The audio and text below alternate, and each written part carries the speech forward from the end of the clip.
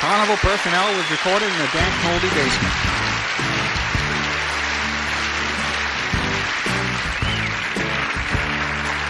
Joe and Jacques, it's Carnival Personnel. Joe and Jacques, to their wives this show is their personal hell. Well, the show sounds the same every single week.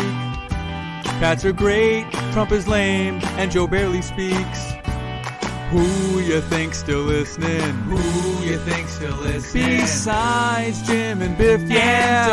And don't forget Richard. Here's a random review. No one cares about you two, Joe and Jacques. Joe and Jacques, Joe and Jacques, Joe and Jacques. The popcorn can't be beat. The sparkling drinks are just dandy. The chocolate bars and the candy. So let's all go to the lobby to get ourselves a treat. Let's all go to the lobby to get ourselves a treat. A family threatened by war. We have to do something. I forbid you to go! My child! You're my child! A son fighting for his beliefs. Father, I thought you were a man of principle. When you have a family of your own, perhaps you'll understand. When I have a family of my own, I won't hide behind them. I thought, wait a second, could it be? And now I know for sure. I just added 2 more guys to my wolf pack. All right.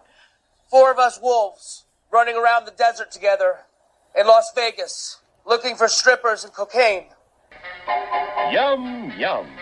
It's time for a tasty and refreshing snack.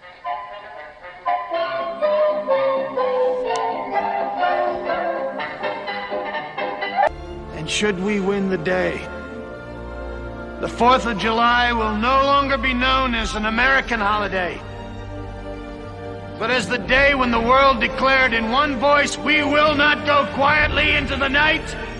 We will not vanish without a fight. We're going to live on. We're going to survive. Today, we celebrate our Independence Day.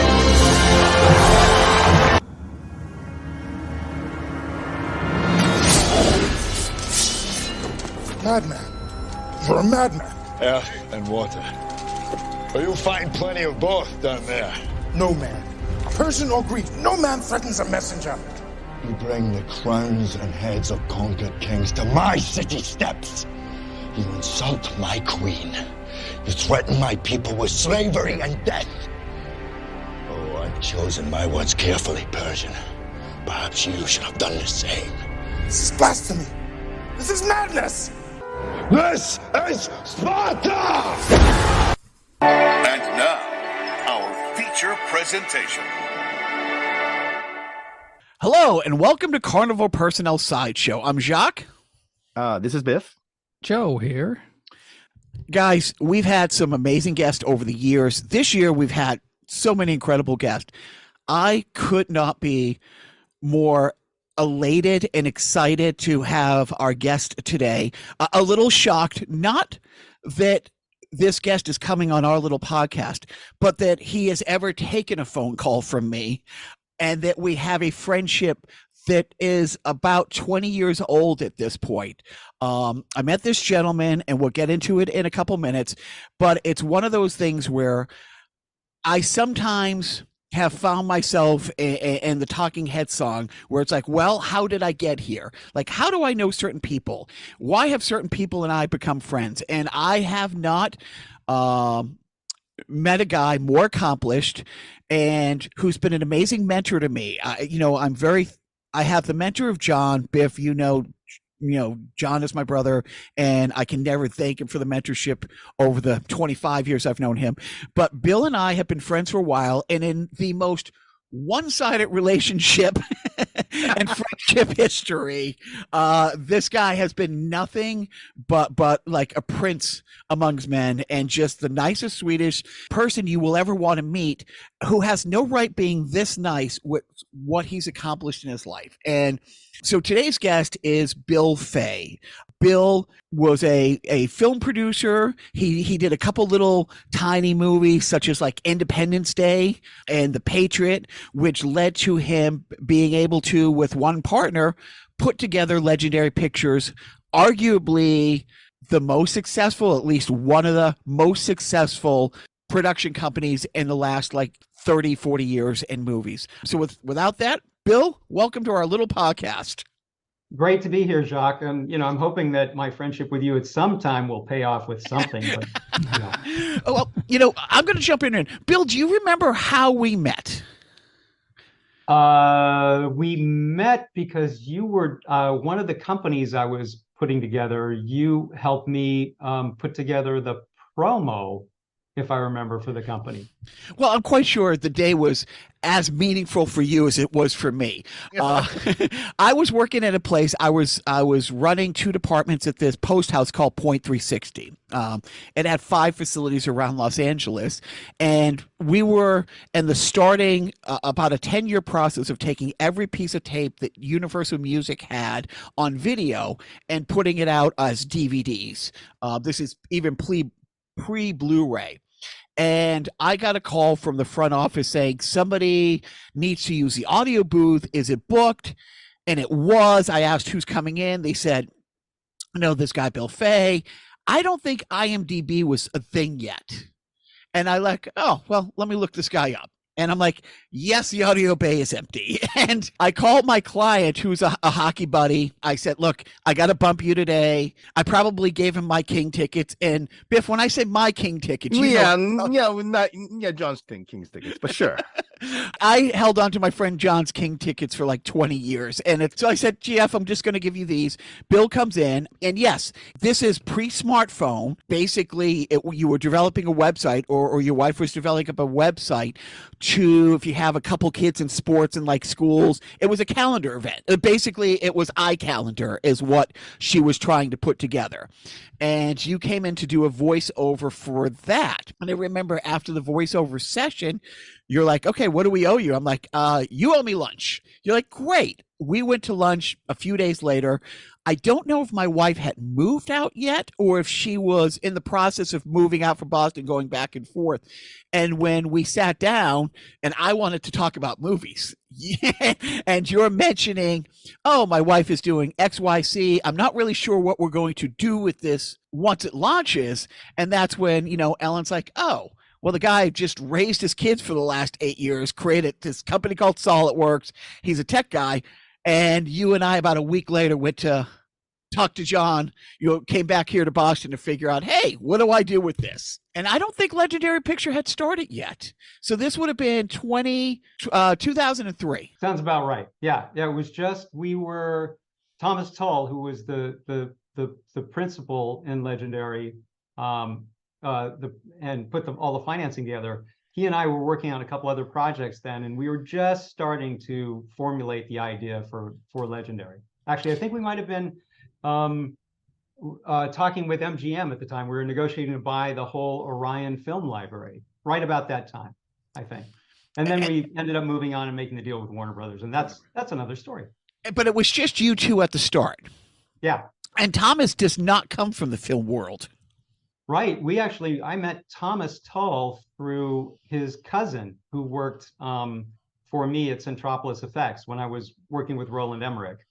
And that's when we were doing Independence Day and Godzilla and The Patriot. And so he came out and he was, I don't know, like 26 or 27 years old. And we met and he was fascinated by the movie business. And I could kind of tell right away that he was quite a singular person, even at that age. So we stayed in touch and we both played guitar. So we'd get together and jam, and I'd fly out to Atlanta and hang out with him. And eventually we moved into a couple other businesses, and then it was Legendary. And when you went to Legendary, you might know a little bit more about the details than I do. Essentially, you put together a proposal with the idea that, hey, these type of movies aren't getting this level funding, and there's definitely an appetite for it. And here's the first 10 movies we would like to do, and we don't want to piecemeal, raise the money, do this movie, raise the money, do this movie. You wanted to get a pot of money and just go and do your first 10 movies and see how it goes. How off am I? No, that's pretty close, and more than 10, more like 25. I mean, the goal right off the bat was to put together a big deal. And the idea is the movie business, I've always described it, it's like the oil business, right? You're digging wells. You dig 10 wells, 7 of them are busts. 2 or 3 of them do okay. And then there's 1 that pays for everything else and more. So you have to have, if you want to get that home run, you got to get enough swings at the plate. So the idea right off the bat was to put together this, 25 film slate. And we did probably more actual quant data research than any other private production company that had ever been formed. We worked with a company here in Los Angeles called the Salter Group that has all the data from all the studios and how they put their deals together. Now, obviously, they can't tell us like which film was which or anything else, but we could take all that data and see how these movies made money over that particular lifestyle based the lifespan of the movie based on genre. And by looking at that, we sort of said, here are the movies at this point in history that are doing well. They tend to be director driven. They tend to be genre pictures, which was great for me because that's what I come from, is genre movies. And they tend to not be star driven. They're not dramas. They're not, any of those kind of movies. So we focused the company right off the bat, and we were able to show like all these big private equity companies. We're the first, as far as I know, the first big production company that was private equity funded.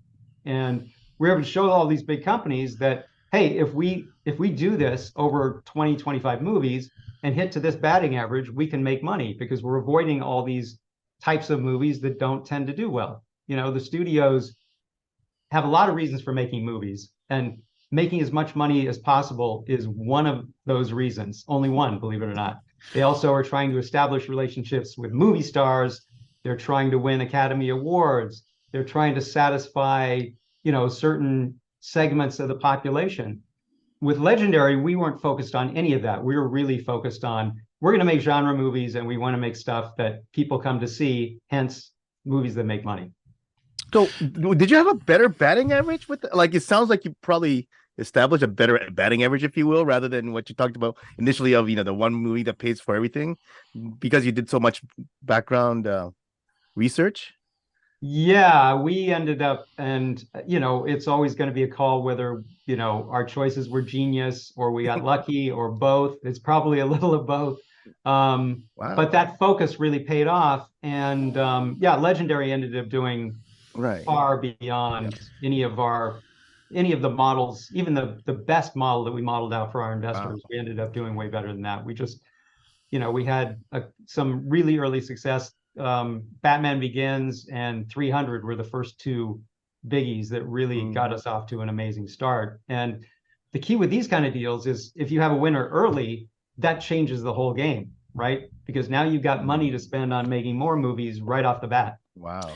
And I think did you get a pool of like 1.5 billion to start the whole thing? You raised all the money, and then you said we're going to raise the money, then we're going to go make movies. Is that kind of how it happened? Was all the money secured before you started, so that you could just focus? These movies take 2, 3, 4 years after all the contracts are signed. Yeah, it was getting the deal together was really a dance between Warner Brothers and all our investors, right? You kind of drag somebody a half a step forward and then the other party a half a step forward, because to them, none of this happens unless all the deal comes together. But we ended up raising, I think it was about 300 million in equity, and then we borrowed another 500 million on top of that. But part of the deal with Warner Brothers is that it allowed us to come into movies that they already had in progress, right? So we could hit the ground right away. And luckily enough, the first picture was Batman Begins. And everybody always goes, well, why the heck would they let you into Batman Begins? Batman Begins was a much bigger gamble before it came out than it seems like now. It was Christopher Nolan, who hadn't done any big movies, really. It was a dark It was a darker take on the whole thing. It was, reviving the Batman thing, which nobody was sure whether there was anywhere to go with it after the Batman nipple episode with George Clooney and all that stuff. So it was not a sure bet. Well, Clooney famously said he killed the Batman franchise. Yeah, for about 10 or 15 years. But you had your research on that movie, or did you have your unique research on that movie, or no, that was separate. We had a green light committee, which was Thomas, me, and one other partner, and we were, we would do particular analysis on every singular movie. But Batman Begins obviously fit what we were talking about. Director driven. We already knew Nolan was an amazing director. Memento is like one of my all-time favorite movies. And it was absolutely genre. So it really fit what we were looking for. And so it was kind of an easy call. And we ended up, because it took a while for us to get all our money together. I think we ended up, we had the ability to put the money in there, but we didn't actually get the money to them, I think, until like a couple of weeks before the movie opened. I remember, so I would make up excuses to come, my office, my company at this point is in Santa Monica, I'm living in Venice, and I just loved being on the lot. And maybe once every other month I would have an excuse to come by, and Bill and I would go to lunch. And I remember one of Bill's, I don't know if frustration is the right word. And again, fill in the blanks, or fill in where I'm messing this story up. Essentially, Batman Begins and Superman Returns come out at the same time. And I think Superman Returns with Brendan Roth, which, takes place, if you haven't seen it, Joe, it takes place right after Superman 2, like with Christopher Reeves. It like he flies off to find Krypton, and in this timeline, it's a direct sequel to Superman 2. Right. It's 5 years after this. Yep. And that movie cost $200 million to make. And the powers to be in the Hollywood in a secret back room filled with cigar smoke, somebody said this movie should make $400 million. Batman Begins cost $150, and somebody said this should make $300, and or like Superman should make whatever. Superman did great. It made money, but it didn't hit the projection. It didn't what the arbitrary, this is what it should make. It didn't hit that number. It missed it by like 50 million. It still made money. And Batman Begin exceeded it by 50 million. And right away they're like, great, let's start The Dark Knight tomorrow. And it wasn't 7 years. It was 7 years later before you saw Superman, which is Warner Brothers' second biggest property next to Bugs Bunny worldwide. Bugs Bunny's number 1, Superman's number 2 worldwide. But you didn't see live action Superman on the screen for, I think, like 7 or 8 more years. All because somebody decided, this movie wasn't successful enough. And that was, I think that was a frustration, because that's what you deal with when you make these crazy big movies. And this is before Marvel set the bar where now if a superhero movie doesn't make $1 billion, you failed miserably. Yeah, it's and by the way, just for the audience out there, Jacques' numbers that he's quoting on the budgets are numbers that he looks up, because I'm not allowed to talk about that. I want to make sure that's clear. Okay. But not far off. And you're right. It's so much of it is about expectation. The fact was there wasn't nearly the expectation built around Batman Begins that there was around Superman, for the studio, for the audience, for everybody. So the fact that Superman Returns wasn't a mega hit made it feel like a little bit of a disappointment, which is too bad. We did really well on the movie. It was definitely a hit. It just wasn't at the level that everybody was building it up to be. Where Batman, it's why studios are almost always trying to lower expectations when they release a movie, because it's much easier to talk about, hey, the movie made 40 million opening weekend and everybody thought it was going to do 20, than the movie made 40 million opening weekend and everybody thought it was going to do 60. Those are two totally different stories. Well, one of the conversations that I always remember, we are having lunch on the lot the day before The Hangover comes out. I'll just make up some numbers. It costs 35 to make it, and the whole idea is we've done so well staying in our lane. It's time for us to branch out a little bit. So we kind of want to dip our toe in this just to kind of diversify our portfolio. Everybody thinks, oh, this is going to be a fun movie. We'll break even on it. And I remember you saying, we're going to do a little better than that. I think we're going to make 50. Like, it costs 35. And again, I'm just making up numbers. We didn't have this conversation, but you're like, it costs 35. I think it's going to make 50. Even you did not think that at the time, and for a long time, the highest grossing rated R movie ever. Yeah. That must not have been the week before it opened, Jacques, because by then I knew. Okay. Huge. Yeah. But we got into The Hangover just because it was an amazing concept, right? And in a way, it was a genre picture. We hadn't really been in the comedy area, but this was just not something we could pass up. And I remember having a conversation with Todd Phillips, like at the premiere party. This is a week before it opens. And he's going, are we going to be okay? Are we going to be okay? And I was like, oh, we're going to be way better than okay. This movie's going to be huge. But I said, I don't know if it's going to be as huge as The Wedding Crashers.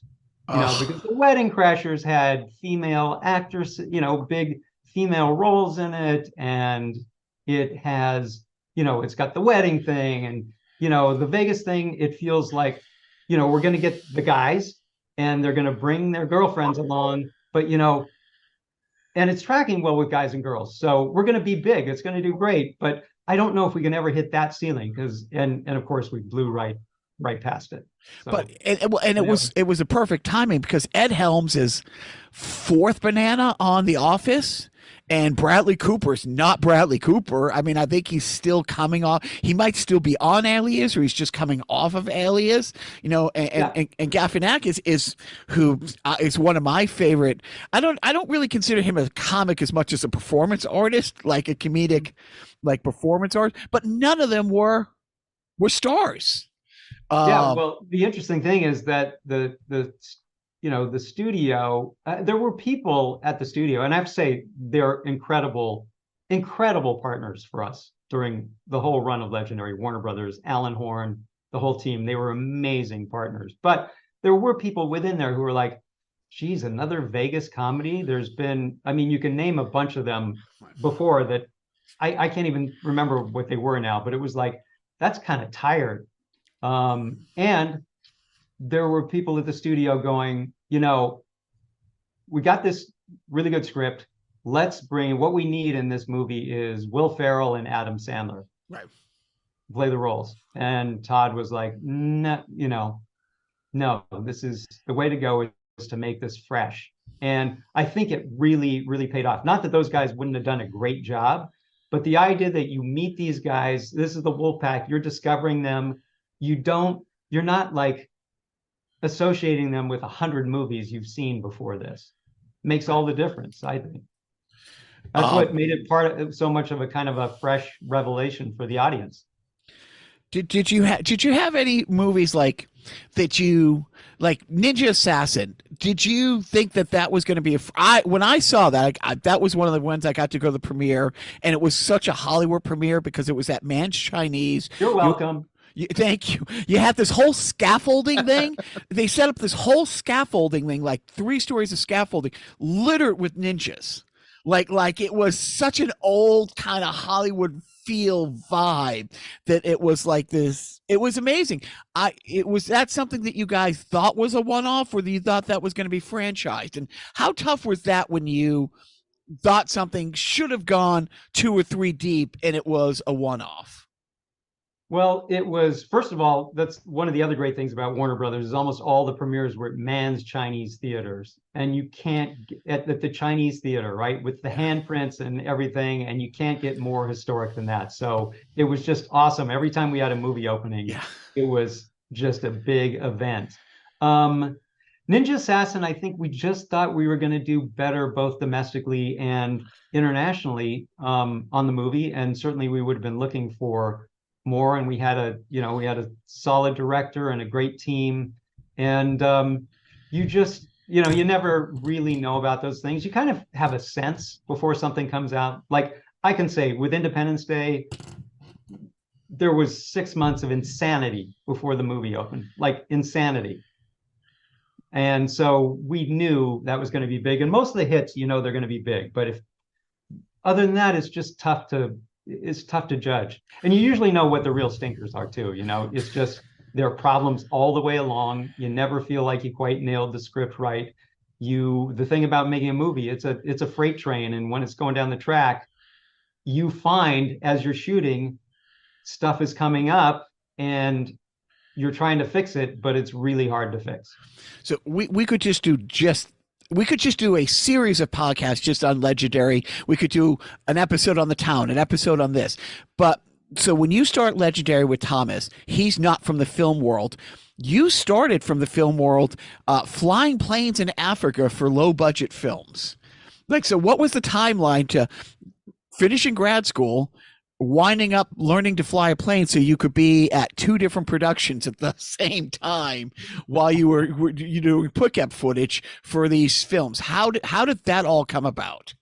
Well, after I got out of school, I went straight into work as an associate producer for a company in Hollywood that was making a movie with Richard Harris and Martin Landau. Coolly enough, I got to do that.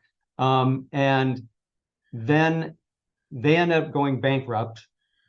So I did a job. My first job out of school was working for a company for a year that went bankrupt. My second job was going to work for another producer who then went bankrupt. So I'm 2.5 years into my career feeling like I have gotten absolutely nowhere.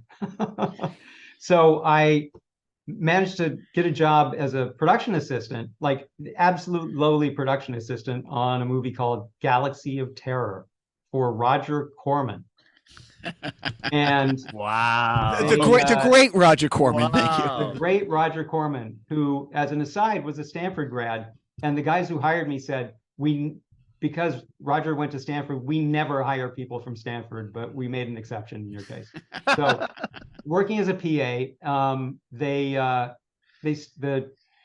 things are getting kind of messed up and they're getting behind on the schedule. And of course, it's Rodger Corman who literally would walk on the set and go, "You guys are 2 days behind schedule," pick up the script, rip 3 pages out and go, "Now you're back on schedule."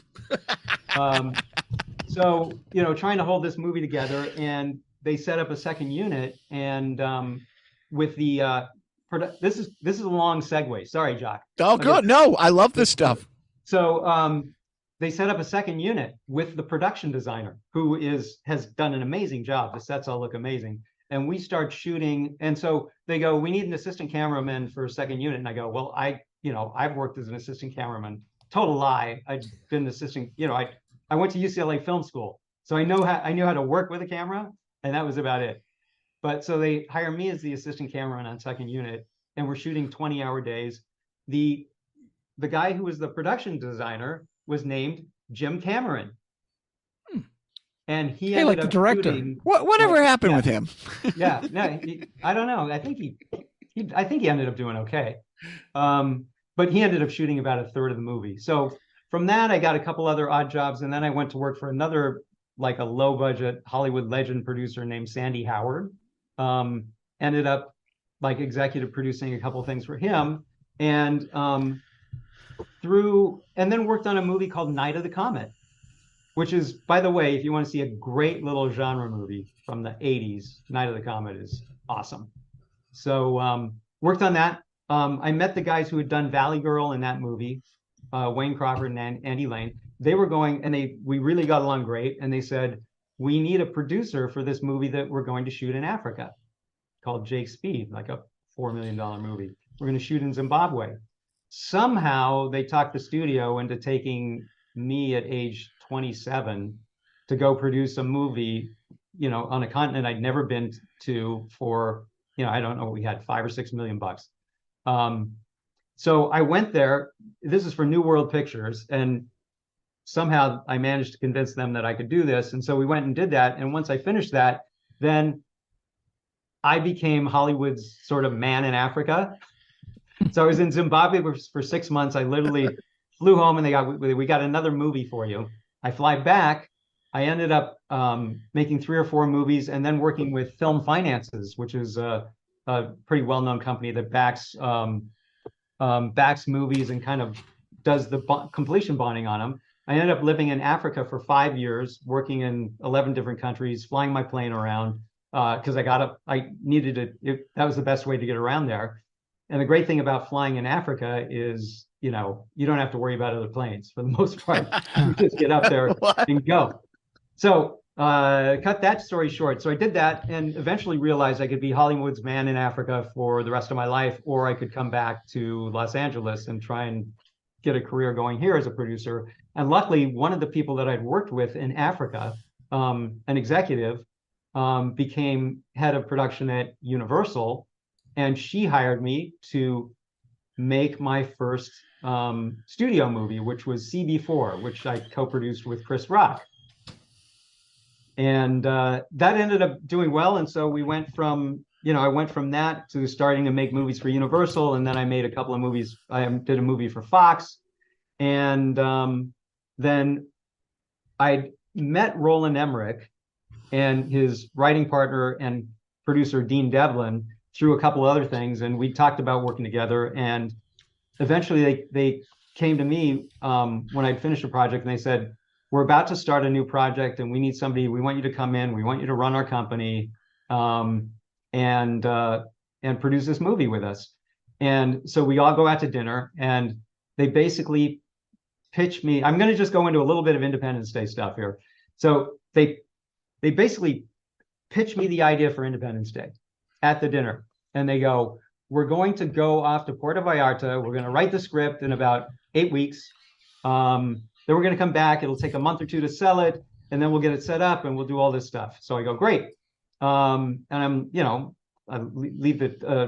And by the way, they also say we're going to release it on July 4th, 1996. And that's a Thursday. So you got a 4-week, you got a 4-day July 4th weekend. And, the trailer's going to, and Roland describes the trailer and the White House is going to blow up. And I'm like, great. Sounds amazing.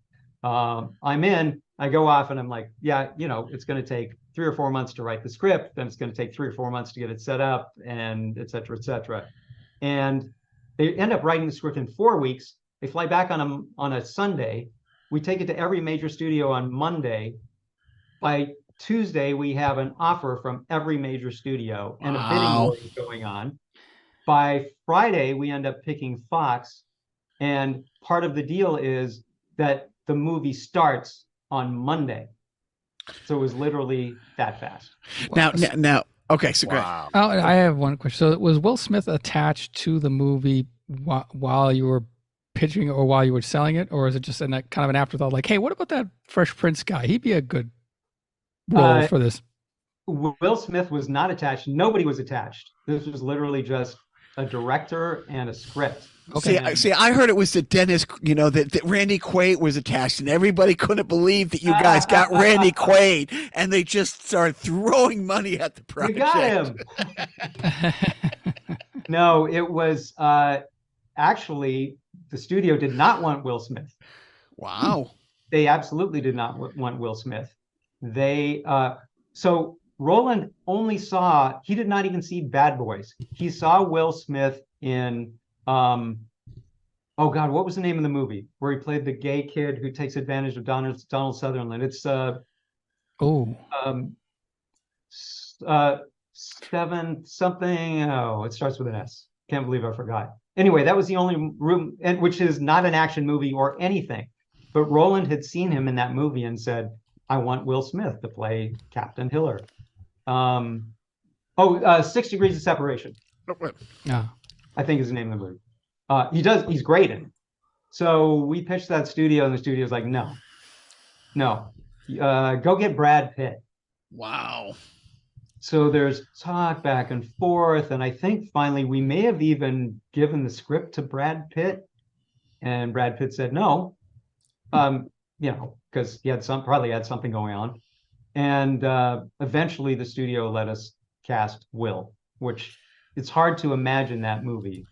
No, exactly. Or, the confluence of like Paxton and everybody was perfect. That's one of those movies where Everybody was great. Like literally, one of my favorite sidebar things about that movie is about 6 or 7 years ago. I'm on a plane or somewhere. I'm not home. And there's a documentary on the making of that movie. And I see Bill. And you're telling this story about you're in negotiation with the U.S. military to get X amount of equipment, but they basically want it, final edit, or they wanted some like creative input in order to be able to use some of their toys. No, it was more specific than that. Ah. They read the script and they loved it. And by the way, they got it, right? Wow, people are going to want to, who doesn't want to be an Air Force pilot after you see, the Air Force or Marines save the world, right? So they said, we love this script. We want to help. We'll help you get all the Army assets and everything. We just need one little change. We went, what's that? And they went, where you refer to Area 51? Can you just not talk about Area 51? Call it secret mission thing or something like that. And we're like, no, we can't do that. We can't do that because, Area 51, this whole movie is built to, we build these movies around urban legends and all this other stuff. And I couldn't help myself. I was like, so why do you not want to talk about Area 51? We're like, oh no, we really don't, it's fine. There's nothing going on out there. We don't have a problem with it. We just don't want you guys to talk about it. That's what it was. We had so many other areas. Have you seen Area 53? It looks it's beautiful. You can call it Area 12 or something, right? That's what it was. It wasn't an Independence Day thing. It was an Area 51 documentary that I was watching on some plane, and there you are talking. Yeah. That's what it was. Oh, so we could. I want to get to your big movie in a couple minutes, but I just want to say one quick thing though. So that was Will Smith, right? So in my first couple of Hollywood movies I worked with Chris Rock and Will Smith, and was hoping that I get the two of them together in a movie, but it was like a long shot. I don't know. It's. By the way, Will also just, both of those guys, incredibly nice guys and great to work with, like as good as it gets. So good. Now, I really believe what you guys did with bringing the big budget superhero, to life is really what made the Marvel, because that's since comic books was invented. DC did X, Marvel did Y. Marvel did this, DC did that. So you guys really, brought that back to life. If Iron Man isn't as successful as it is, Iron Man 1, and what Jon Favreau did is amazing, and then Iron Man 2 was successful, and that the strength of those. But Bill and I know Iron Man does not happen if it is not for due date. I'm not wrong, am I? I don't know if I quite subscribe to that. Because that was his first. He did, like, there was a great movie and a small film called Kiss Kiss Bang Bang that was his first movie back after getting out of jail. You know what you're talking? You're talking about Shaggy Dog. Oh, okay, all right. But due date, we worked. Robert was amazing in that, but I think that was after Iron Man. It was 2010. What was a movie that he had to take out an insurance policy that cost more than what he made in the movie to get into the movie? There was a movie, and I thought that was one of yours. I'm not sure I'm supposed to talk about that. But, right, where's the edit button? Okay. The movie was Shaggy Dog. It was Shaggy Dog. Just happened to be making as we were putting together. It was an earlier commitment. As Legendary came together, I was finishing that movie. Well, Shaggy Dog actually has a big part of our story going forward. The last thing I want to touch about before we get to your big movie, my favorite movie story of yours touches on Joe's all-time favorite movies, Back to the Future. And I told Joe, you have a personal Back to the Future story that the anxiety I'm going to have listening to you tell this story is palpable, even though I know how it ended. Could you tell your Back to the Future story? Absolutely. So, I was sweating the opening weekend more than the director of the movie was sweating it. So, I had probably been out of school for maybe a year, I don't know, and took my girlfriend, who is now my wife, to a special preview of Back to the Future, right? Just on the Universal lot.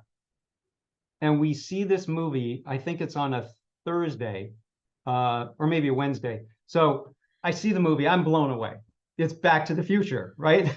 I think, holy cow, this movie's gonna make tons of money. It's gonna be huge. I got an idea. I'm gonna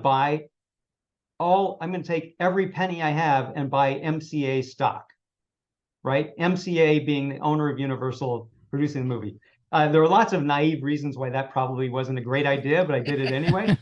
And so this is back in the old days where you could actually, like, a friend of mine was a stockbroker. I'm not kidding when I said I had probably $6,000 in stocks at the time, 6 or 7,000. I go, take all of my money and buy MCA stock. And I want to buy, I don't know, I think I said 600 shares, right? I looked in the paper and it was selling for $60 a share. And I said, buy me 600 shares. And he goes, great. He calls me up. I bought the 600 shares. And and the closing price was $70,000. And I'm like, oh, crap. I had been off by a decimal point.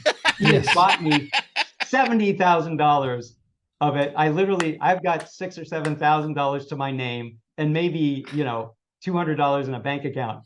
And he like somehow left me a message on my machine or something like that. So the whole weekend, I don't sleep. I'm going, if MCA stock is down like 3 points on Monday, I'm going to be wiped out, or worse, right? I'm a fraudster. And so I'm sweating it all weekend. Back to the Future opens, by the way. It's a huge hit. On Monday morning, MCA stock is up like, I don't know, 10%, something like that, right? I call him first thing. I go, sell it all. And he's like, Bill, you're a genius. You just more than doubled your money, man. Did your then girlfriend know that you keep this to yourself? Were you close enough? Girlfriend, who's now my wife. But at that point, were you close enough to say, "Hey, we could be living in my car tomorrow," or were you just kind of have all this anxiety yourself? And she stuck by me. Okay. Did she become your wife after the sale of the Back to the Future, the MCA stuff? Yeah, right. That's what did it. Yeah, I can afford the ring. So while Bill was at the helm of Legendary, one of the things that I think you were proudest of is in your tenure, all but 3 movies were profitable at the box office, and the 3 that weren't ended up making money in the DVD, because DVD market was still a thing. It wasn't straight to streaming. And one of them, was hey, we're going to try something completely different type thing. But I think, in conversations that we had, I think at one point it wasn't as much fun making the huge movies, because at one point, and I forget which movie it was, from the day you guys said, we're making this movie, it was 7 years before you saw it on the screen. And coming from the world of with Corman, you're 3 days behind. Boom, you're caught up. You missed and plus, and this is a quote I remember, you said, I'm not making movies anymore. It's like turning the QE2. You say, we got to turn to the port, and you make a command that goes down the chain, but you're not actually turning the wheel, that your hands weren't on everything, and you were a big cog, but in a large machine, and you missed making movies. And like I said, I would make up excuses to come to the set. I love being at the set. I loved having lunch there. I love that you always bought. No, but one day you called me and said, hey, can you come by at this day? And I'm like, oh, yeah. I mean, I might have had a kidney operation, but it's like Bill's calling to say come by. And I walked into your office and you're like, okay, here's what's going on. I let everybody know I'm leaving in a year. I want to finish C's project. I miss making movies. I want to make movies from start to finish, smaller things. This is going to be our first movie, and you hand me Extinction Event. which, it's one of those things. It's like, I remember it's maybe 4 or 5 times I've been in meetings with you and other people where I'm like, okay, pretend this is normal. Pretend this is supposed to be happening. Don't act like this is the most amazing, shocking, I can't believe this is finally happening moment in your life, because then everybody will know what a fraud you are. I'm like, oh yeah, no, this sounds great. Excited about it. And then thus began the journey of the longest low budget movie ever to be made in the history of low budget movie. I mean, say what you will, but Ed Wood made 9 movies in the time it took for us, from you handing me Extinction Event to us having the premiere 5 years later, I think. Yeah, I don't know if I actually knew I was leaving Legendary at that point, but I knew that it was coming sooner or later. And that was just a script where the director was a friend of mine. I read it, I really liked it, and wanted to help him make his movie. And it was going to be a lot of fun because it was exactly the opposite of Legendary. But at the time that you and I had that meeting, I think we had 6 things shooting. We had a bunch of things in prep. We were becoming a studio, which was great. I mean, listen, Legendary did a lot for me and was an incredible experience. And we knocked it out of the park, but it was not producing movies by that point. It was getting things set up, spending a week on the set, and, not feeling like you're in the trenches the way I was back in the Roland Emmerich days. So flying planes around Zimbabwe. Yeah. And so, and we had so many meetings. It's on, it's off, it's on, it's off. And then my family actually moved to Qatar at that point. But the family that my wife worked for, we just moved there. We were there a month, and they're like, you know what? We want to go back to LA for 6 months. And so we just happened to be back for LA, and we were there for several months. I saw you, a half a dozen times. We had lunch and hung out. And then I remember they're going back to Qatar. And in about 3 or 4 days, we're getting ready to pack. The boys are packed. And you call and said, the movie's on. You got to be in Jackson, Mississippi in 2 weeks. And literally, it was 2 days before we were set to go back to Qatar. I bought a car. I drove the boys to Boston, left them with I was there for a week, get them settled in, because at the time they're like 9 and 7. It was a great road trip. We drive back there. I wasn't in a rush because, I had, a little time to play with. They were there for a week. The wife had 6 weeks vacation. She came home, and that's when I went down, and that 6 weeks in Jackson was just, way too much fun, way too bizarre, way too surreal. It was, you could make, like any movie, you could make a documentary about any movie, but was that what you expected it was going to be, getting back into that level filmmaking? I think so. I think because it was just, the great thing about those smaller movies is everything is so immediate. You have no studio that you're answering to. I mean, to make a decision when you're making a $200 million movie for Warner Brothers or anybody else, you have to remember that the studio's fortunes for that entire year and maybe longer are riding on your movie. So there's an incredible amount of pressure on you, right? On everybody involved. I'm not talking about just me, everybody involved in the movie. I mean, it's a giant bet. When you're making a little movie for a few $1 million that's independently financed, I mean, it's a totally different thing. And the great thing about it is, I could meet with the director at the end of a shooting day and go, hey, that scene that we're supposed to shoot tomorrow isn't working. Let's just do a totally different scene. Let's rewrite something tonight. And there's nobody we have to talk to. We just do it. We're shooting something different the next day. It's great. It's like you talk about turning the Titanic or the Queen Mary. Now you're turning a rowboat. You can do that pretty fast. And how many movies had you had to hire an alligator wrangler for? I don't think we needed one for the Patriot when we were shooting down the swamps, but we did need one there. And it turned out we really did. You really did. Finding alligators. It's so my right where the actor and actress were supposed to be jumping in the right, water. it's getting pushed in the water. The Callum's getting pushed in the water there, and it's funny because I get down there. It's a few days before, and the office is being set up. And I will remember there's a really good friend of Bill's who's become a dear friend of mine, Tom, who was a UPM. It was undecided what I was going to do. like you're like, hey, I want you to help out with a lot of things. I just knew that we needed a Jacques Lambert there. That's all I knew. So didn't know exactly what you were going to be doing, but I knew we needed you there. We're in the office. It's Tom, Bill, and I. It's Tom, Bill, and I, and Tom's like, so where are we going to put you? And I said, well, I remember this so vividly. I don't know the names of all the roles, but who sits in the chair with the megaphone and says like cut and action? Because I like to do that. And Bill doesn't look at me, and he's like looks at Tom and goes, "Shut the fuck up, Jacques. He'll do locations." You know? and then you turn to me and you go, "It's being a Marine. You were the first one there."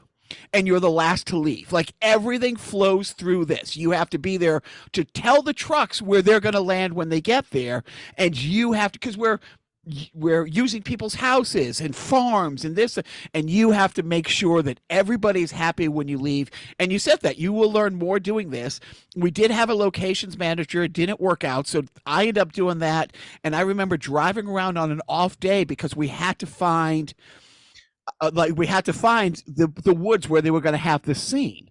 And there's a fire station somebody recommended. I drive like a half hour, 45 minutes, and there's a little brook river, maybe 15, 20 yards from one side to the other. And I'm talking to the fire chief, and he's like, oh, and he names the alligator. He's pointing to it. And he goes, and he can tell I'm not doing well. He goes, trust me, he's more scared of you than you are of him. And I squint and I lean in. I said, nope, doesn't look like he's shitting himself. I was going to say, yeah, and especially not when he's in the water. No. So we're shooting at night, and the Wrangler finds it's like a 20-foot cobra snake. And he picks, and I still have this footage somewhere, because I was there, I've got my iPhone. Like it's nothing. Like, oh, look, So was he a Union alligator wrangler? Because he'd be like, sorry, man, this is a snake. That's another Union. I can't touch it. No, he was a jack of all trades. He could pick up the alligators or the snake. But nice. So these kids. He was a nasty animal wrangler is what he was. And it's the middle of the night. We're in the woods in Nowheresville, Mississippi. And those kids were just great. Like anything they were asked to do, like literally you're getting pushed in this swamp in the middle of the night type thing. And they were down. They were just so agreeable. And then they had to run through the woods, right? And yes. You're going to run through the woods where you just saw that Wrangler bring that 20-foot snake out of. And go! It was big. Yeah. Run. I think, and then it's the opening scene. It's the first time. And look, this is 8 years ago. How much has filmmaking changed? Because I remember it was a big deal that we got a drone guy. And you, me, I think it's John and the drone guy on top.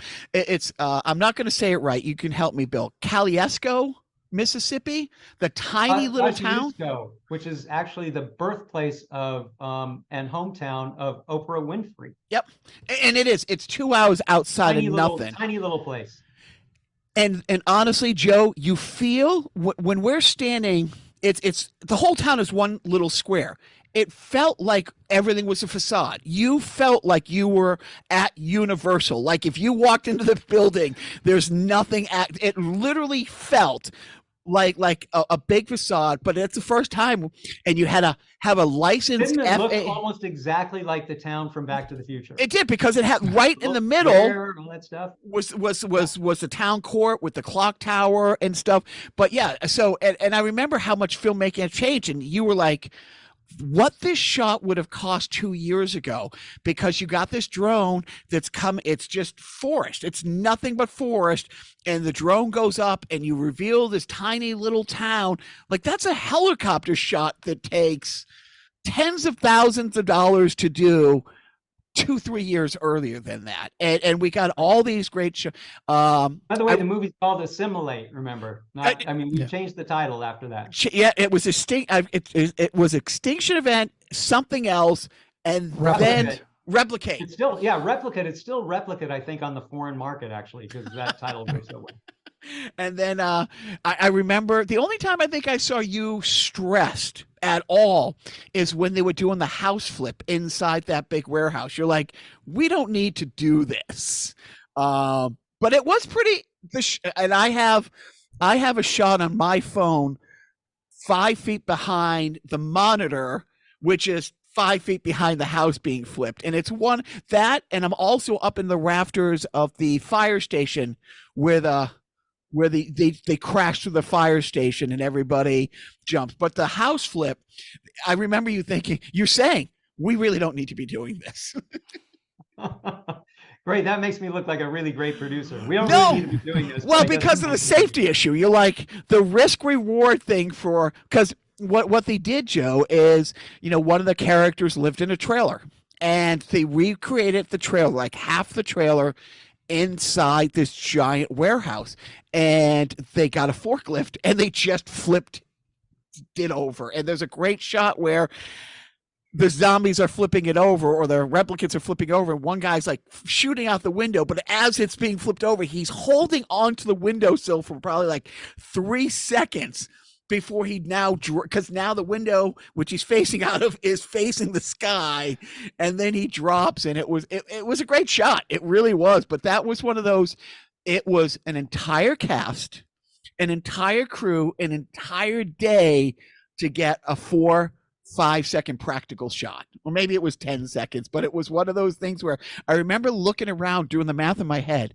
They get paid this, they get paid that, this costs this. And I'm trying to calculate. It's like some of the math that you were doing. It's like, okay, how much this cost, what we're going to get, the safety concerns. It's like, I ended up getting so overwhelmed. I think I took a nap in the locations van.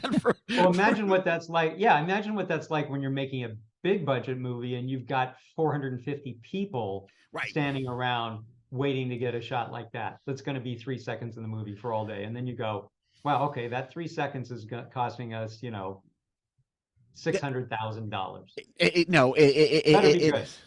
And so over the last few years, your life has taken a different direction. A little background about Bill. He, he ended up going to Stanford. What was your degree from Stanford in? I actually transferred from Stanford to UCLA Film School like an idiot, like before I graduated, because I used up all the film classes at Stanford and realized that, hey, I don't want to wait around. I want to get in. I want to get my master's right now. Where did your love of technology come from? Because over the years, you've been an advisor, a consultant, an investor in a lot of tech startup stuff. Yeah, I mean, I got into that through just from being around tech in the movie business. I've always been interested in it. I've been a little bit of a tech geek, but when I was at Centropolis, we built a 150-person, visual effects company from scratch, and I was the CEO of that company. So, and then just over the years, I've always been fascinated by tech. It's been a cool thing. And so Bill's life has taken another turn, and in the last couple of years, your tech has led you. If I told you 6 years ago your life isn't going to be making these movies, it's going to be flying around the world representing this company you've invested in that is a liquor smoothing company, would you have said, oh yeah, that tracks? That sounds exactly the direction I was planning on going. I've been playing the long game. I was just waiting to get into the liquor smoothing business. Yeah, not exactly. Well, I just finished a movie that was this is like beginning of 2020. I just finished a movie. I'm talking with Netflix about doing this other movie, and right then the pandemic hits. Everything shuts down, and like in a example of incredibly perfect timing, a friend of mine from college, who's an inventor and engineer, brought me this idea that they have this like skunk works where they invent stuff. One of the guys has 27 patents. The other one designs and builds software control systems for like the U.S. Navy. They're really this group of smart guys had invented this electromagnetic process where you run spirits or wine through it. You can actually improve the taste of them. So I tried it. I showed it to a couple of my friends that are big in the liquor business. Everybody's blown away. And I said, okay, I'm in, let's do this. So I took the absolute 90-degree turn and jumped in with both feet. And it's been going great. And you guys, and again, correct me if I'm wrong, have you moved offices twice in like the last 3 years because you're getting bigger? Yeah, we're about to move again. Okay. Yeah. And are you banking on? I was going to say, I'm actually CEO of the company now, so. Fantastic. I mean, I was going to ask you, are you banking on the fall of society to further increase the sales of liquor and wine? Because, you know. That's what it is. It's we ran the numbers again, Joe, and we figured it out that's where, betting on Armageddon is the way to go. Yeah, so, right.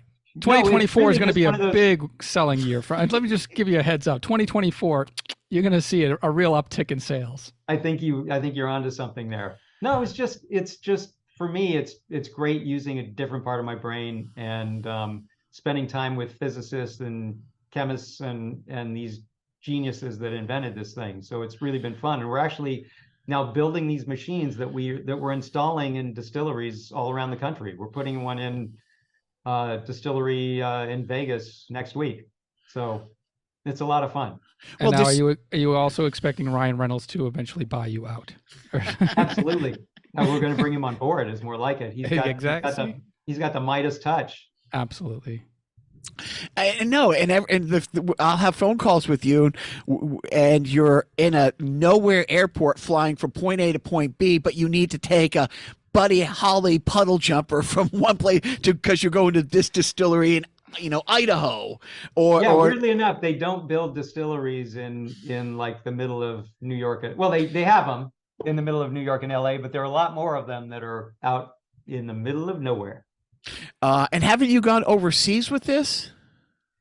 Yeah, we actually, the last trip we went to visit a bunch of liquor companies in London, and then we went to Bordeaux and showed it to the companies there, who were very impressed. So I think we're going to be taking some stuff there too. So, and hey, by the way, not a bad place to have to go on business. Sorry, Burgundy, which is pretty great. And can we also segue into the hobby that you have with your brother that also is taking an unexpected turn? Sure. So his brother and him have a family recipe with a salmon spread that they've been making for themselves for years. And before last year or the year before, what was the biggest batch you and your brother have made? Would you say? Maybe like 2 pounds. Okay. And what are we looking at right now? Well, I'm not kidding. We just had 8,000 pounds of salmon delivered, and by the way, it was supposed to go into this cooler, which ended up holding about a third of it. So we had to impress on our next door neighbor company to let us put stuff into their walk-in freezer. So we're set. But yeah, what happened with that is we just make this dip, like for family, salmon spread for family and everything. And then one of my friends has done like $2 billion worth of business with Costco, and she tried it and went, no, now we're in business together. And so my brother and I and she are all in the salmon spread business, which is pretty fun. And it's great. I get to work with my brother, which is pretty cool. And I guess, just talking to Bill, I guess if you want to do a rollout, you have to provide however many stores. We're going to put you in 4 stores. We need 1,500 pounds for each. You can't go in and say, yeah, well, we'll put 50 in this and see how it does. Yeah, exactly. No, we our friend at Costco had a conversation with them, and they're like, we like this, we're interested in this, and we were like, and they said, we could test it in a few stores. We need like 5,000 pounds per store. We're like, we'll get back to you in a couple of months. So Biff, you just logged back on. So we're talking because I wanted you to be on this part of it. I'll bring you up to speed. Bill and his brother, as a hobby for years, have been making their own salmon spread. Yep. 2-pound batches at a whack at the most, and he just had to find storage for the 8,000 pounds of salmon because they have a rollout for Costco coming up. Biff's a big fishing guy and fish guy. He does these half day cruise. He does these half-day chartered boats where he goes out and catches the big stuff. Yeah, I have to correct, by the way, we don't have a deal with Costco. We interest from them, and we're going to be pursuing that. So, but we do have a lot of salmon for sure. Well, I have interest in Costco. They've told me not to come back. It's a different story. We're going to almost let you go. But the one thing that Bill, he has the liquor smoothing, he has the salmon thing. But entertainment is in your blood, and every time you think you're out, they pull you back in. Can we talk about the one of my wife's favorite movies that you and I now have the theatrical right, the play rights to? And by you and I mean you, for Happy Texas. Which is also you and I, so there you go. No, it's like Bill said, when I saw Bill in LA, a few months ago, and he told me about this. I didn't know Happy Texas. It just wasn't on my horizon. I think 2001 it came out, I think. Yeah, it was at 2000, right in there sometime. But it was it's a great fun little movie, and we felt it was the perfect thing for a Broadway stage musical. So we're now developing it as a stage musical, and it's if you see the movie, I think you can watch it and go, oh, totally, I see why this would be great. It's fantastic, because I did it when I came home and I told my wife. She's like, "How haven't you seen that?" And it's like, well, 2001, I was in Vancouver with the starter wife a lot, so I didn't see a lot of movies. But Steve Zahn is just. I think he's the best part of it. I mean, everybody's great in it. William S. Macy is in it. Ali Walker, Ileana Douglas. I mean, it's got Ron Perlman is in Ron it. Perlman. Ron Perlman has a great role in it. It's one of those roles, where I don't think he has 5 or 6 lines, but every line he has. It's just he has such a huge presence in the few scenes he's in that he is absolutely great. But again, because your characters take a completely different arc. But William S. Macy, truly, the turn that his character takes, and then the other turn that his character takes, and he's this, it's like, wow, it's great, everything about it. So yeah, so that's mine and Bill's next project. This is me officially letting Bill know that, Are you going to lose money on this project? Put together for it any day now, I think, right? 100%. No, and we're going to do a 6-week run, probably in Seattle next fall. Very looking forward to it. Now, it's funny because, I'm very close with a cousin who's, he's written a couple plays that actually went, from LA to off Broadway and done some runs. And I'm like, I actually. And again, I was not a theater kid growing up, but I when my wife took me to see Wicked 2004, 2005, I became a theater guy. Like literally, Joe and I are really looking for it, because Back to the Future is playing it on Broadway now, the play. But yeah, no, I think Happy Texas is just it just screams out to be a theatrical thing. Just before I let you go, Bill, give me your 3 favorite racial slurs, and what is your favorite movie you've been attached to? Mind if I start with the second one? And by the way, my connection is getting a little vague here, so I may not stick around for the next one. Jacques, you might be doing some of that editing I was talking about earlier. So there was this Belgian.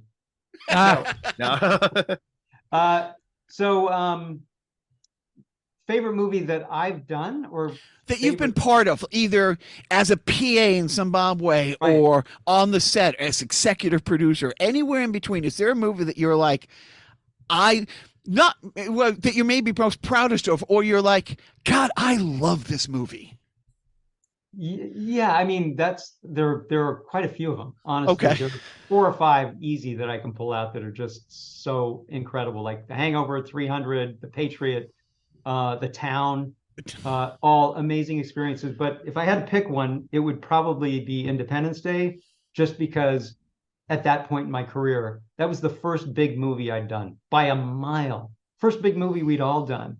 So it was like we were making this giant low budget movie And it was one of those things where every choice we made seemed to turn out to be right. We cast Will Smith, we cast Jeff Goldblum, we cast Bill Pullman. You go on the set, you watch these guys work together, and you go, holy shit, wow, that was exactly right. And then, the first time we got together with the effects people and we'd done months of experimenting, and we saw the fire roll down the street, how they created that. And we're like, wow. I mean, everything just seemed to fall into place at the right time. And then, and it wasn't just the making of the movie, which was amazing and fun. And as I said, Will Smith is one of those guys who, when he walks on the set, everybody elevates like 50% because he's got that kind of charisma and energy. So shooting in the movie was amazing. I did break my leg the first week of the shoot, but when they say break a leg, they don't mean literally. Yeah, I know. I somehow messed that up, but I guess it was good luck. So yeah, in fact, I broke the leg. So Roland and I, whenever we would be having an argument about something and he would be sick of it, he would walk away very quickly. And I'd have to try and chase him down. My crutch is going, wait a minute. So it worked out in his favor. But then we, in post-production, it was crazy. We finished the movie, or we're still working on the movie, and they play the trailer on the Super Bowl. I don't know if you remember. It was the first movie that had ever done a trailer on the Super Bowl. And so from then on, it was just insanity. Everybody talking about it, waiting for it. That whole experience was like nothing I'd ever been through. And then one more quick aside. So we finished the movie. We decided we're going to do a test screening. We take it to Las Vegas, this movie theater, line up this crowd that Fox put together. They don't know what they're seeing, right? And so what I typically do in those things, I'll go out and stand in the crowd and just listen, pretend like I'm waiting to go in the movie theater. And they're going, I wonder what we're going to see. Maybe it's Twister. They're naming all these movies. Nobody's naming Independence Day. And so, I break out of the crowd. They file in. They start rolling the picture.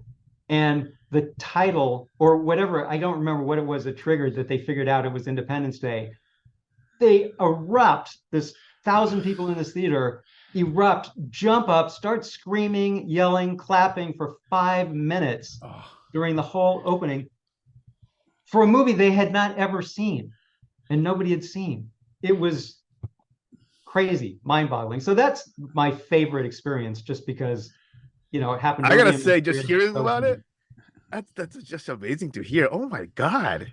No, so I have a kind of a. I'm sure it's been talked about, and I'm not that into the. I mean, I went to see Independence Day in the theater, and my friends and I had the best time watching the movie. It kind of reinvigorated our love for these big budget blockbuster type of movies. Why? And I'm sure it's been talked about, but why not Independence Day 2? What happened to Independence Day 2, the sequel? There should have been a big okay, this is obviously a hit. Let's do a sequel. And what happened? There was immediate, clamor from the studio wanting to start Independence Day 2 right around the corner. But Roland really wanted to focus, Roland and Dean both really wanted to focus on something else, to do something else first. And they were really passionate about wanting to do Godzilla. And so we got into that, and that obviously, took a while. And in the meantime, the thing for Independence Day, just nothing ever just clicked between the studio and Centropolis. So we never really found quite the right way to tell the next story. Looking back on it, it seems like you would never do that now. Well, I was going to say, because if a movie does so well, you're not given the choice. The 300, amazing. Everybody dies. Oh, spoiler alert. Sorry if no one's seen the 300. But it did so well that, Warner Brothers turns around and says, yep, do another one. But we got to make it right. We have to come up with something else. Yeah. That reminds me of one of my favorite Saturday Night Live bits. I don't know if you saw it, but it's actually with Jim Cameron, and it's these two studio executives pitching him on Titanic 2. They're like, okay, we know at the beginning, the ship sinks, everybody dies, and then one of the guys goes, but what if there was an air pocket? But I'm yeah, listening. Go on. Yeah, you don't walk away. Yeah, you don't walk away from. And some people ask me that. They go, "Why do you make a sequel when it's never as good as the original?" And it's like, because movies are, as the great Peter Guber always said, film business, right? Right. There's the business, and nobody's going to walk away from a guaranteed success. And typically it is a guaranteed success. We did Hangover 2. It's a guaranteed. I actually happen to think it came out pretty good, but it's a guaranteed success, right? So, but I'm glad you stopped there. I'm glad it's an imperative, right? It's an imperative. But again, I'm glad you stopped. I had one more note. I wanted to talk about your real favorite movie, Assimilate. It's funny because about a week or so in, strangely enough, it's also the one movie that Jacques Lambert and I worked on together. It's my dad. He's been acting really strange. It's like he's a different person. Everything's fine, Kayla.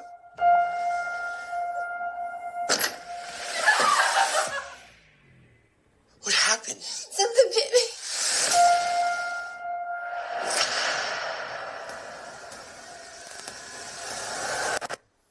Can I help you, boys?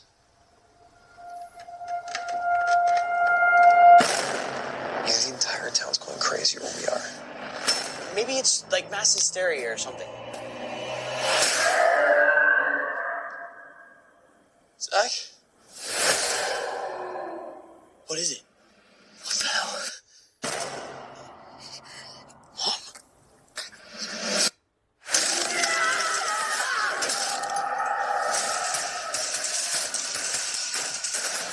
What the hell are they? I don't know. Here's what we do know. First they bite me.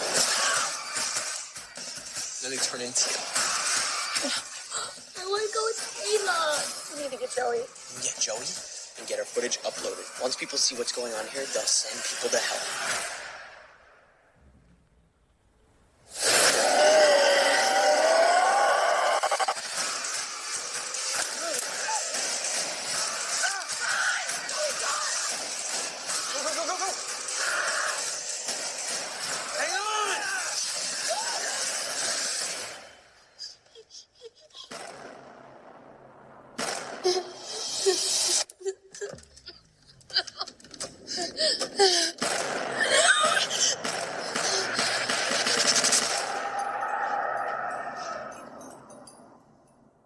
It's funny because a week or so in, everybody from the crew had worked on a couple other pictures except the local. Everybody knew everybody except me, you, who came in from LA, like a few people from LA. And a lot of people were like, why did they bring him in from LA? It was like, it really, and I didn't want to say anything about it. And I remember like there was a PA who worked with me, a great, great kid. And one day we're out at a farm, everything's set up for breakfast. They're shooting in a barn maybe 100 yards away. And like 4 hours later, the sun had gone from point A to point B, and it's now beating right down on the tables and the chairs. So they have to be moved to the shade, to set up for lunch. And Bill's at like one of the tables, like working. And I grabbed this kid. I said, hey, let's start moving things. And I remember walking by Bill saying, hey, these tables aren't going to move themselves, Bill. And I don't turn around. I don't laugh. I just walk right by you and say that. And we start moving the table. And then here's this poor kid, like right out of film, goes like, he's the executive producer. You can't talk to him like that. I'm like, you know what? We're all in this together. And then 2 minutes later, Bill's moving tables. And I look at the PA and I said, told you. and then the next day, he must have asked everybody. He goes, Bill, that's why he's like, he was like, how isn't he fired? Like, how is he allowed? Like, I know there wasn't a lot of security on these sets, but somebody should have asked me to leave. And I'm not going to say I made it my mission to have Bill tell me to fuck off every day, but the only time, and I did. You came pretty close to perfection on that. The one day I crossed the line, and I admit I crossed the line. It's 11:30, 12 o'clock at night. It is cold. And there is this wardrobe girl. She's really nice. She's a really, really nice kid, working so hard. Those people work so hard. And we're outside this house. It's shooting in, and she's sitting on the porch, and she's cold. And I'm like, oh, do you want my sweatshirt? and I give her my sweatshirt knowing that she has no idea that if I give her a Patriot sweatshirt, and this is after the Seattle Patriots Super Bowl, that her father is going to come out, see her, and you did about like 10 minutes later, you come out, you see her, your daughter, who was, working on the film, two of his daughters, worked on the film with us, and he's like, take that off now. And she's like, well, I'm cold. You take that shirt off. And he just looks at me. Don't do that again. And everyone's like, why is Bill yelling at Chuck? He gave him his sweatshirt. He's being a nice guy. No, I wasn't. She could have froze. I don't care. I just want her father to be pissed. And my kids have to be Seahawks for life. Okay. But you know what? By the end of that film, nobody questioned why Jacques was there. They were like, he's the je ne sais quoi. He's the glue. And he can't even say je ne sais quoi. But he's the glue. No, it was so much fun. And Bill, what is the name of the liquor company? And it's spirits and wine, but not beer. No. Our inventors like to say that they can turn a great IPA into Coors Light. So it doesn't work on that. So far, we have not found the demand for that. But it works on wine and spirits. The company is called Steric Systems, and we build these, as I said, these electromagnetic machines that we install in distilleries around the country. We're making them as fast as we can. We're selling them as fast as we can make them. We've got them all over the country now. So. And how much travel do you have? Are you done for the end of the year for traveling with them, or do you? I'm done for the end of the year. Yeah, in that term. But my team is flying around. They're installing machines practically every week. But I'm doing a little less traveling for the rest of the year, just getting ready to go up to the San Juan Islands, where all my family lives, and hang out and have a good time. Bill, honestly, I cannot thank you enough for your friendship and your mentorship over the many years. I'm still stunned and amazed. And thank you for coming on our fledgling little podcast. This has been everything Joe has hoped for and more. Awesome. No, it's been a pleasure. Joe, great to see you. Nice Biff, to see you. great to meet you. Yep. It's been a pleasure, guys. Really. Thank you so much. And also, if you can, after we record, give me a good stock tip. I really appreciate you taking movies that look like they could be, big. Yeah, whatever it is, make sure you're off by a factor of 10. That's right. Yeah. That's the tip of the day, is to invest more than you can afford. Yeah, take a shot. Yeah, couldn't hurt.